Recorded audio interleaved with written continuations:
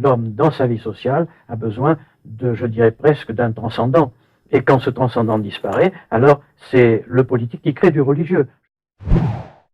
Tous les mouvements qui ont essayé d'être un contre-pouvoir, exactement comme les écologistes, tant qu'ils ont été un mouvement qui avait sa propre morale, qui avait sa propre conception de la vie et qui était organisé en marge, en quelque sorte, de la société, ils avaient évidemment beaucoup moins d'impact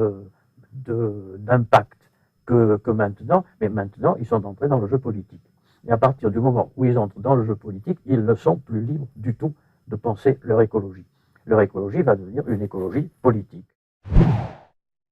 Autrement dit, quand un groupe de ce genre ne s'institutionnalise pas, ne s'organise pas, et il se dissout, et s'il s'organise, il rentre dans le jeu. Que l'on fasse de la politique avec des bonnes intentions, je n'en doute pas. Que l'on fasse de la politique pour devenir un personnage et une personnalité éminente, sans aucun doute, mais de moins en moins pour modifier l'évolution de l'histoire. Les choses évoluent sans qu'on les domine.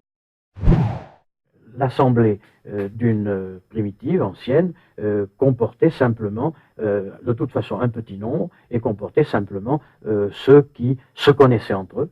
Ça, c'était fondamental, se connaissaient entre eux et qui avaient une interrelation. La pensée politique exigerait maintenant que l'on révise complètement à la fois les structures de l'État, la conception de la démocratie et le pouvoir de l'administration.